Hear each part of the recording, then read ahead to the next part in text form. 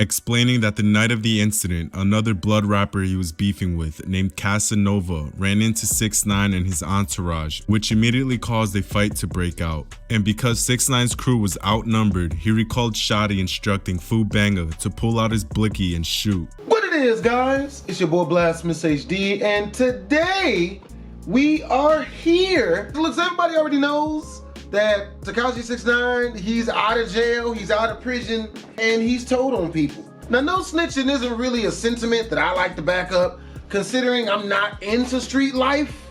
You know what I'm saying? If you crime on me, I'm telling. I'm snitching immediately. But given he was in the gang and he was doing all types of craziness and whatnot. What is your problem, man? What are you doing? I'm blooding in. Crenshaw Kings are gonna protect me on the inside. He wasn't supposed to do that. I don't know, I heard they kidnapped him and did all types of terrible horribleness to him, waterboarded him. I don't know what they was doing, but regardless of that fact, we are here to check out a video called 10 Bloods that 6ix9ine told on. Snitching. Now, if you guys don't watch the original video, it is by Time Watch 5. The link is in the description down below.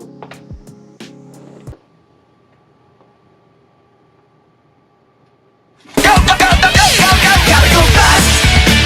Gotta go fast.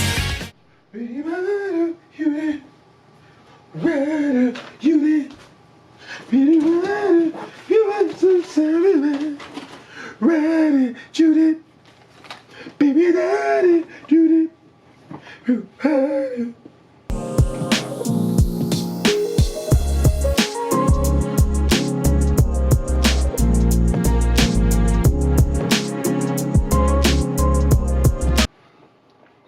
I'm trying to be sexy for the viewers. Is it working?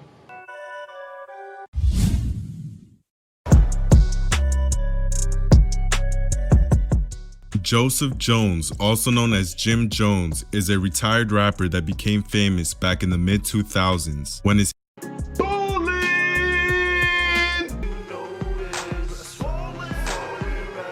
That was my hit single We Fly High rose to number 5 on Billboard. His name recently came up in federal court when 6ix9ine identified him as a member of the 9 Trey Bloods. He was most likely asked about him because of a tapped phone conversation between Jimmy and another 9 Trey member discussing an attack on 6ix9ine for the disrespect they felt on his interview on a morning radio show.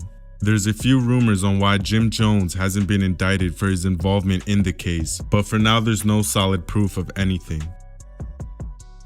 Oh, dang. I don't know why I did not know that Trippie Redd was a blood. Michael White, also known as Trippie Redd, was never charged with any crimes, but his name was still brought up in court when 6ix9ine detailed the beef between the two. He went on record to identify Trippie as a 5'9" Brim, another set of the Bloods, and also revealed that their online beef got physical on 2 separate occasions. Once when they followed Trippie's Sprinter van for hours on the way to a music video shoot that ended with 9 Trey enforcer, Harve, punching Trippie in the mouth, and a second time when Shotty drove alongside Trippie's van and emptied his blicky's clip close range. Luckily for Trippie Redd, he was never hit with any shots or charges. Damn! Apparently being a gangbanger is as dangerous as they tell us it is. That kinda sucks. To have to worry about somebody emptying a blicky or shooting the dick at you. You know, no homo sapiens. That sucks. You know what I mean? Having someone shoot the blizzle or blam, pature. It's the sound of the police, a gun. We gonna edit that out. Fou Bango, also known as Fou Bango, was brought up in court for his involvement in the Barclays Center shooting back in April. Was that stunning for Vegas? was that stunning for Vegas in there? Fou Bango was brought up in court for his involvement in the Barclays Center shooting back in April of 2018. Although he had already pleaded guilty with rumors that co-defendant Shotty had told on him first, 6ix9ine still explained the shooting in detail, explaining that the night of the incident, another blood rapper he was beefing with named Casanova ran into 6ix9ine and his entourage, which immediately caused a fight to break out. And because 6ix9ine's crew was outnumbered, he recalled Shotty instructing Fou Bango to pull out his blicky and shoot. And after following orders, he shot once in the air, which caused everyone to scatter and run out of the arena. Fou Bango was later arrested and was even granted bail, but no one on his team got him out. Damn! Wow! You mean to tell me that I'm told to pull out the blicky and fire the toast off into the particles of air, not at people? I do it. I get bail, and you won't even come get me? Bruh, these hoes ain't loyal. And let that be a lesson to people out there that think being in the streets is in some way, shape, or form cool or a good thing. This is what happens. They'll tell you to fire off or shoot or stab, and you gotta do it because you hanging with this crowd of people. You know what I mean? You gotta prove them something. But when you do it, you're expendable now. They ain't gonna come and get you. They ain't gonna write you in jail. They ain't gonna visit you in prison. The only thing you get is your girlfriend piped out by one of your former gang member friends. You know what I'm saying? If you're lucky, they'll use a condom, but usually not. You get out of jail after doing 6 months or however long you get for shooting at people. I don't know the specifics. And your chick is pregnant and it's not even by you.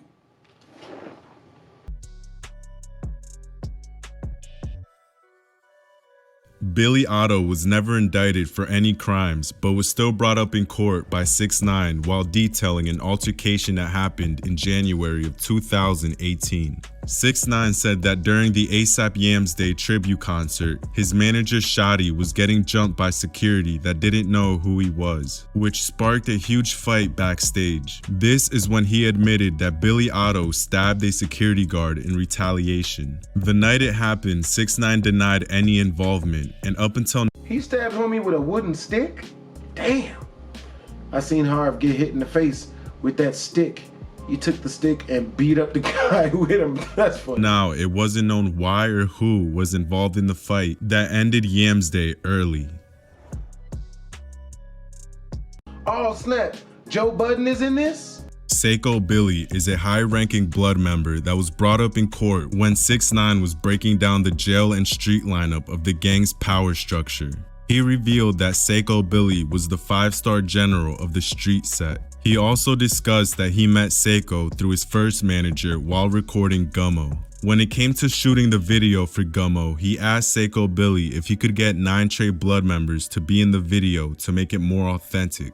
That same day, 6ix9ine bought red bandanas and a bottle of Hennessy for the blood members and shot the viral video. This would also be the same day Seiko introduced 6ix9ine to his future manager and co-defendant, Shotty. Oh snap, it's Andre 3000 back in his Rosa Parks days. Aljamaiyah Mack, also known as Nuke, is one of the only members alongside co-defendant Harve that has denied all his charges and taken his case to trial, meaning 6ix9ine had to physically point out Nuke in court and disclose all knowledge on his involvement in the gang. On the 3rd day of trial, he identified Nuke as the guy with the white thing on his head, referring to his Muslim kufi cap. He also mentioned that Nuke is the one that showed him how to do the 9 Trey gang hand sign after he noticed he was doing it wrong outside a nightclub. Nuke is currently still in trial, fighting his case, trying to avoid the maximum sentence. Damn. Damn. Anthony Ellison, also known as Harve, is the second co-defendant to take this federal case to trial. 6IX9INE accused and physically pointed out Harve as one of the men that robbed him back in July of 2018. He informed the court that he was financially supporting the 9 Trey Bloods by giving cash to Harve and Shotty to distribute within the gang. Tension then grew over who was getting more money and who was getting closer to 6IX9INE. Eventually, he sided with Shotty and cut Harve off from the payroll. This is also when Harve began to plot on 6IX9INE, which led up to the night of the incident when 6IX9INE begged for his life and gave up over $300,000 worth of jewelry. Without 6IX9INE's cooperation, Harve's lawyers were going to convince the jury that it was all staged to promote his new song at the time. Wow, that's doing a bit much just to promote a music CD, bro. You mean to tell me I gotta go out and get kidnapped and beat the hell up and then give up $300,000 worth of jewelry just to sell my mixtape?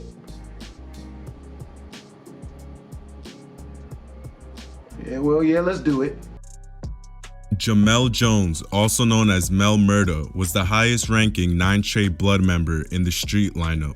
In court, 6IX9INE identified Mel as the godfather of the street set, which means that he ruled over Shotty and 5-star general Seiko Billy. Mel Murda was also exposed for plotting a hit on 6IX9INE on a recorded phone call after 6IX9INE went on morning radio saying Treyway was nothing without him, also calling members dirty bloods that steal from him. Since then, Mel has pled guilty and awaits sentencing for federal racketeering. Damn.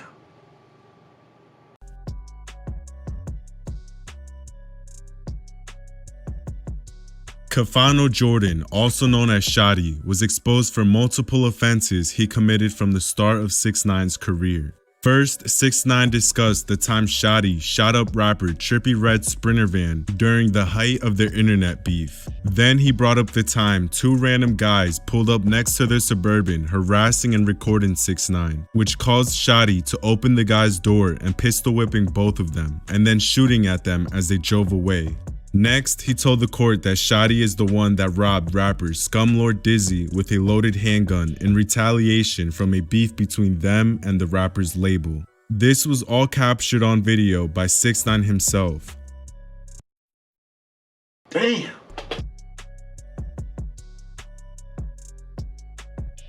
Kenty McKenzie, also known as Kuda B, was best known for his dance moves in a lot of 6IX9INE music videos, as well as having a hit single named after him. But in court, 6IX9INE made him infamous for being a 9 Trey Blood hitman, after he admitted that Kuda was the triggerman behind the attempted hit on rapper Chief Keef back in June of 2018. 6IX9INE revealed that he offered Kuda $20,000 in cash to shoot up Chief Keef during his visit in New York, but only ended up paying him half because his shot missed the rival rapper and hit a building instead. Eventually, Kuda B was swept up by the feds and was indicted for racketeering in connection to the 9 Trey Bloods. But he looks so happy when he dances. What do you mean he kills people? With that being said, crime don't pay. You know what I mean? That's why it's good to just figure out a career that doesn't involve you like having to do no grimy crap to people in order to get money. It only leads 2 places usually: death or jail. Just don't do it. It's not a good look. Cause you think, oh man, no, they ain't gonna have me do nothing, Jack. Nah, they gonna make you do all the dirt. And if you ever get caught, they will not show up and they'll just pipe your baby mama while you in prison. You know what I mean? Ask 6IX9INE. That's why he snitched on everybody, because they was raw dogging his female. Like, you know what I mean? She probably pregnant 7 times in one since he got locked up. But yo, hope you guys enjoyed the video. If you did, make sure to comment, like, and/or subscribe. It's your boy Blastphamoushd.